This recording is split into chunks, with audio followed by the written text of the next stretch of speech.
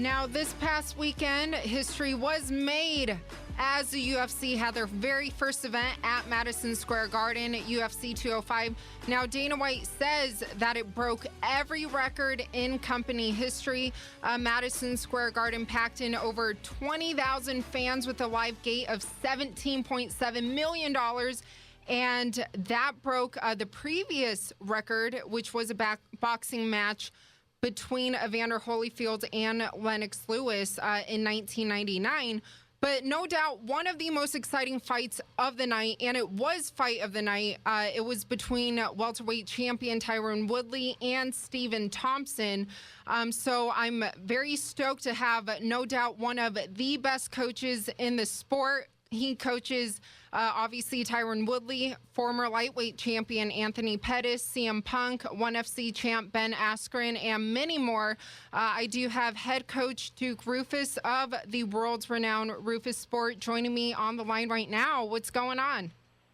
Hey, how you doing? Just having a event hangover. The height of the energy of Madison Square Garden. I've been blessed to be at the first event in Montreal, the first event in Toronto, the first event in Sydney, first event in Vancouver, some incredible cards in UFC history, and UFC 100, and that had to be probably the greatest fight event I've been at in my whole life, and I've been going to fights since I was 5 years old. Well, you deserve it all, Coach. And but kind of, give the listener how it was, the energy in the room, because like Dana said, I mean, it broke so many records. And also, Tyron Woodley's fight against Stephen Thompson, it must have been electric in there. Oh, yeah, without a doubt. I mean, ironically, coming in, Tyron was the underdog, even though he was the champion. Stephen Wonderboy Thompson was a heavy favorite, and the fight played up to the hype, and it ended up a draw, and I agree with it. It was a well-scored fight. It's just probably going to give us a rematch. But that being said, the crowd, the energy, the fans were electric. I think that people who are not fans of Wonderboy are now going to be fans of Wonderboy for his valiant effort, and people who didn't really understand or realize how well-rounded Tyron Woodley is are also going to be fans of it. It's just, again, just an exciting night to fight. I'm very nostalgic and emotional about this stuff, so I'm just grateful to be part of history from last Saturday. Now, you mentioned that Woodley was an underdog leading up to the fight. When I made my fight picks last week, I thought my pick was for Tyron Woodley. I feel that sometimes he doesn't get enough credit, but he's all around a great fighter, and everyone saw that, this past weekend. But you mentioned that you weren't surprised with, the majority draw. What was kind of going on with, Bruce Buffer as that situation unfolded? Because it seemed like there was a bit of a confusion when they first announced, the split decision in favor of Tyron. And then after, they re-announced it and it was majority draw. Can you kind of give us an insight of what it was, like at the scene? Oh, that's the worst possible feeling. Unfortunately, I knew right away. That's why I didn't celebrate crazy. I go, wait a minute, draw. There's something wrong here. And I remember circling over by Dana and Joe Silva, and they're like, no, that's the wrong score. So, big thing I wanted to do is just keep everyone in our camp calm. It's like, imagine getting Christmas stole out from you. Hey, you won. Oh, no, you didn't win. So I was proud of all the people on our team who handled it were very gracious. It was a very interesting scenario, to say the least. To think you want to fight and to have them tell you drew. It was tough. It's one of those terrible teasers in life. Hey, you won the lottery. Oh no, you didn't. It's one of those things. But to Tyron's credit, he is great character. and he's a strong person.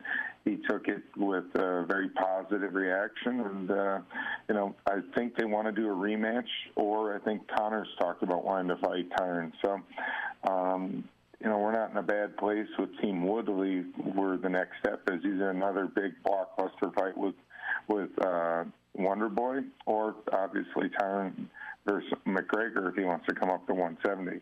Yeah, so it is like Christmas either way, and before I get into that, because I do want to talk about Conor McGregor and kind of what happened between he and Tyron backstage. In the fourth round, though, when he was about to submit Stephen Thompson, was that kind of, your game plan for him to do that? Or did you, have something else in mind so Tyron would end the fight? Well, we were hoping that he could catch him with that submission, and he made a small minor error that Coach Dean's going to, work on. Dean Thomas, who's our head coach of the team and awesome strategist, we just felt that Tyron could beat him with submissions as well, so he had him hurt and tried to lock the submission on. If he just would have pinched a little bit more instead of pulled, put a squeeze, he could have caught him, but he either here nor there, he didn't catch him.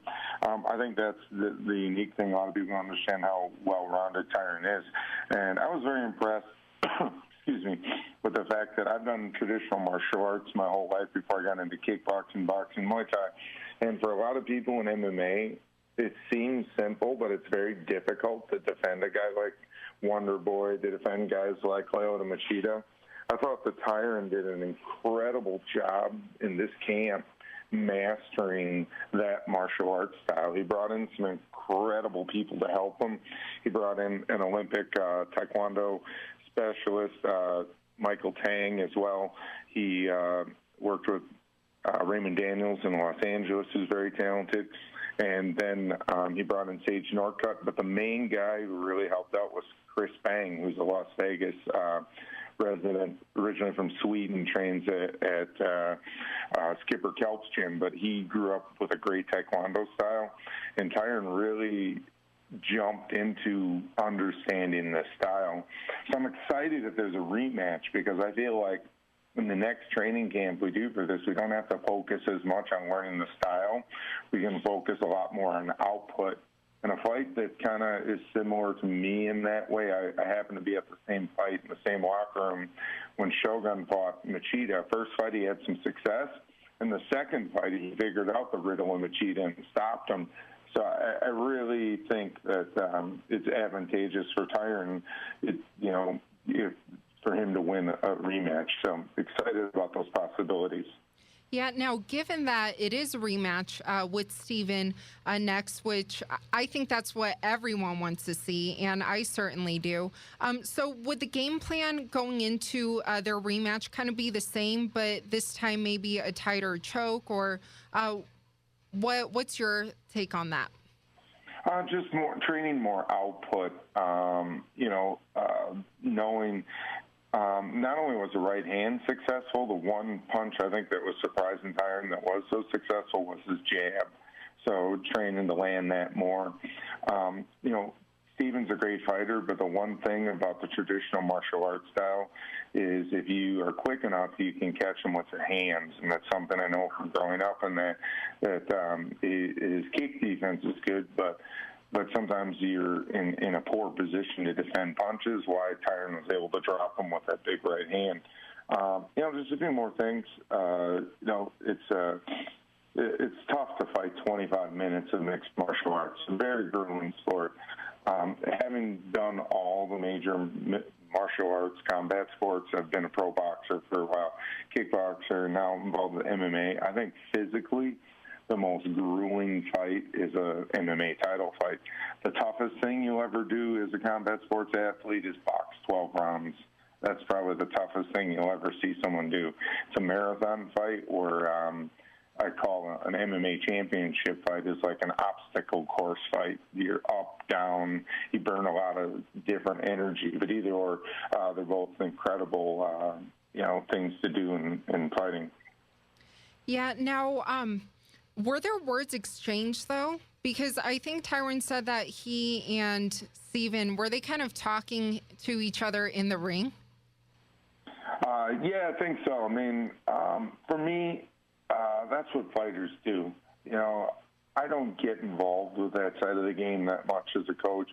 I don't focus on what our opponent is saying or doing. I focus on what the athlete I'm trying to help achieve his or her goal is. So, yeah, I mean, that's just the trash talk between fighters, their mentality.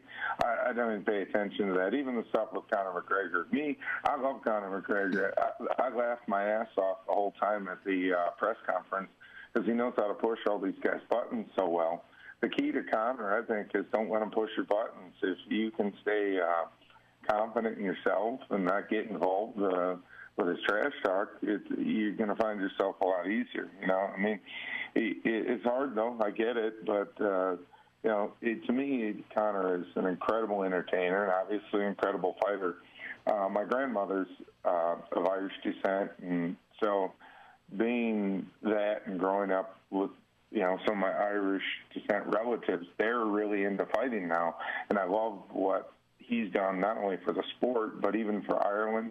You know, Ireland itself hasn't had a lot of successful athletes, not since the great Georgie Best, who played for Manchester United maybe in the 70s. You know, they have a few boxers from Northern Ireland, the Belfast, Barry McGuigan and Sean McCullough, who now lives in Vegas, but other than that, they've not had a hero like Conor, and I think it's been pretty cool, especially since there's so many people of Irish descent in Australia, the UK, South Africa, Canada, the U.S., and, you know, everyone's Irish on St. Patrick's Day and Conor McGregor Day. Exactly, yes. You read my mind. I was just going to say, hey, I think we all have a piece of Irish in us that comes out on St. Patrick's Day. But so speaking of Conor McGregor, what exactly kind of went on behind the scenes? Was he upset when Tyron was recording him? I think afterwards. I mean, you know, again, these guys, they're in the moment. You know, I mean, you know, they both are ferocious competitors. But I think Tyron just wanted a laugh to share the video, you know. I mean, and Conor didn't like, you know, again, that's amongst the fighters. That's always the tension. As a coach, I just, you know, let boys be boys, you know. I mean, now, it would be foolish if the coaches and the management teams are doing that. That's unacceptable. But when it comes to the fighters, I get it. There's a tension. They're going to get in there and scrap, whether it's each other or they're preparing for the other opponents. You know, I think game respects game. Conor, he's a tough kid, got an edgy guy. He knows that, you know, Tyron is a tough, street smart, and edgy guy himself. So at the end of the day, you know, just little words exchanged. But, you know, Tyron, he takes it with a grain of salt. None of it matters unless you're fighting, you know. So really it's just wasted energy. Yeah, and as his coach, though, would you rather see him fight McGregor next or have that rematch with Stephen Thompson? It don't matter what order those fights come in. I mean, I know everyone's always fishing for the Conor fight. Mm-hmm. You know, it would be great, you know, just another big stage opportunity. You know, it's always great for any of these guys' career when they do fight Conor. You know, he has the Mayweather effect on guys' careers. You know, just, you know, everyone who gets a good opportunity to fight Floyd gets a good opportunity to take care of themselves and or their family. So, and just the possibility to be the guy to beat the guy who's the man in our sport right now, which arguably it is Conor McGregor, you know, whether you want to line up stats, et cetera. To me, there was a great interview years ago on the Jay Leno show with Oscar De La Hoya, and he had lost his title just recently to Tito Trinidad, and they asked him about, hey, you know, Jay asked Oscar, he goes, you know, Floyd Mayweather just boxed at Caesars, sold out 4,000. Oscar's like, yeah, he's a great fighter. And then he said, yeah, your former rival, you know, Tito Trinidad just sold out the MGM for $10,000. And then he goes, so what was the gate of your fight last week versus, I forgot, I believe it was either Arturo Gatti, Joey Camacho was a non-title fight. He goes 17,000, and then Oscar went on to say, who really is the champ? At the end of the day, the champ is the one who puts the most butts in the seats in fighting. That is true. Now, when do you think that Tyron would be back in the ring? Is there kind of an estimate? Because they haven't released any suspensions yet. No, Dana, we talked on the way out. We all left the garden around 3:00. That's how late the media, But he's a cool dude, man. He walked all of us out. I think it was a special night for Dana, and I'm happy for him. I actually bumped into Frank Fertitta backstage too, so it was cool that Frank went out and watched. I mean, I think for a lot of people who were the pioneers and believed in this thing when it wasn't anything, I'm just so happy for them. I know that, those guys all just soldiered and, not only financially went in the hole, but, the effort, days and weeks without sleep and making this thing work for a lot of people. You got to give credit where credit is due, and those guys, and I'm sincerely happy for them. That being said, Dana said he doesn't like to match fights on fight night. So just going to see. I mean, Tyron's not too bumped up. A little bruise here or there, and, he's pretty healthy. So the sooner the better. I'd love to have a rematch or fight. It's always nice to put something right back on the calendar and stay focused. Yeah, absolutely. And for those of you just tuning in right now, I am speaking to head coach Duke Roufus of the world's renowned Roufusport. Now, Duke, before I let you go, though, another one of your superstar fighters, Anthony Pettis, he does have a fight coming up against Max Holloway at UFC 206. So you are very busy as far as, having your fighters fighting quite often, too. How's he looking in this camp against Max? Very, very, very focused and dark. He's had some bad things happen to him recently. Unfortunately, he's just a guy who can't escape tragedy. His cars were firebombed recently. His house started on fire. Thank God his daughter Aria wasn't home that evening to see all that. But, one thing I know about Anthony, he's really good at taking bad situations and making them good situations. And, you don't want these types of things to happen, but down deep, as someone who knows Anthony very well, these are the type of things that bring out great performances in Anthony. Adversity and setback are Anthony's best friends sometimes, and I just see him. He says he wants to come out and knock Max Holloway out, and Max is a great fighter. I like Max's style a lot. The one thing is, Anthony has a bigger firepower than Max, and he's looking to prove it on fight night, and he's looking to make a statement, whether he gets a shot at fighting Jose for the interim title or he gets a shot at, fighting Conor for the 145 belt. Right now, Max Holloway is his opportunity to become a champion again, and Anthony knows how well it is to be king, and he wants to be a king again and feel the self-satisfaction of what it feels like to be a world champion again.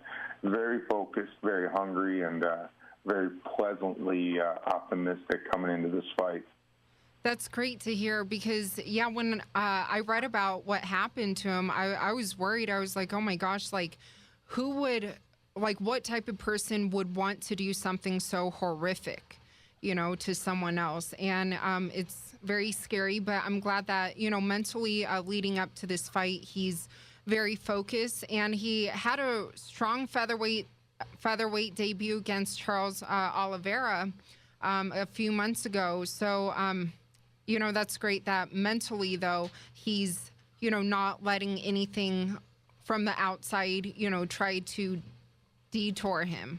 And I'm proud of him. It's been a tough year. It's been a tumultuous year in Milwaukee. We had some riots over the summer. And I think someone like Anthony, who's a pillar of our community, the way he handles things is a great example to the youth in our city, and he's a great role model for our community, and I'm very proud of him on that. He's the way he conducts himself, I'm very proud of being a fellow Milwaukeean and being a longtime part of his team and friends. Yeah, definitely. And lastly for you, Coach, what about CM Punk? I read that he's back at the gym training. Yes, yeah, he's back in it. Just him and Dana need to talk with the next step. Dana, they had brought up something, just trying to get, what the next step is. Main thing is just get back to the gym, stay ready, get better, be better, and, we'll go from there. I mean, it should be interesting, the fight coming up with Mickey and Sage. Sage, he's a really nice kid. He was here helping us, and we'll see, what level of fighter that Mickey is, But, Punk, he brings a special thing to the table, fans, and, we're just working hard. He's getting better, and we'll see what the next opportunity is. I mean, you never know. There's so many interesting things happening behind the scenes that I'm not at liberty to say for the next year with the UFC and beyond. And it's just, as a person who's done martial arts and combat sports my whole life, I'm just blessed to be where I'm at because in my wildest dreams, I never thought I'd be working at Madison Square Garden in a title fight and one of the biggest events in history and all these other things. And the crazy thing is these guys keep making it better every year, and it's just for all of us in the industry, we're very optimistic. It's going to be awesome. Well, you certainly deserve all your success, and enjoy the post-celebration, Coach. Well, unfortunately, it's already over. That's you're back to work, huh?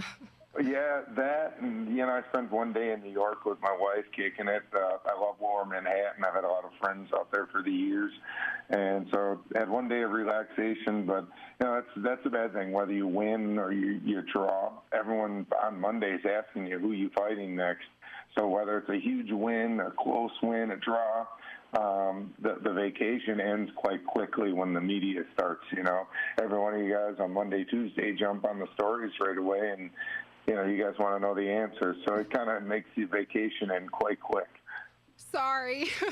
Oh, no, it's not your fault. That's the fight game. I mean, yeah. That's the cool thing about this. People are so hungry. We got the best fans around. I'm telling you, people are so hungry. They're asking us questions on social media, etc. No, it's not a bad thing. It would be a good thing if no one cared who they were fighting. Or it wouldn't be a good thing, I should say. So, no, you got to take. It's a fast-moving sport. We're on the internet so much, and the fans are so educated and vocal and interactive. So it is what it is, So that's all good. Like I said, if they're not asking who you're fighting again, it's a problem. Yes, that is very true. And I do enjoy following you on Instagram. I believe it's at Duke Roufus, right? Yes. Okay. I love Instagram. It's fun. I share some of my family stuff, but I like to share a lot of videos or help people out with training videos or fights I like or techniques. I'm a big share if you care type person. I think, too, when it comes to martial arts, we all get better when we all share. So all the other coaches are helping me up my game. So I like that friendly but competitive side of the industry. Yes. Well, once again, thank you so much for your time, Coach, and I hope to speak to you very soon about Anthony's fight after he fights on December 10th. Awesome. Thank you. Have a wonderful day in Las Vegas. Thank you. You too.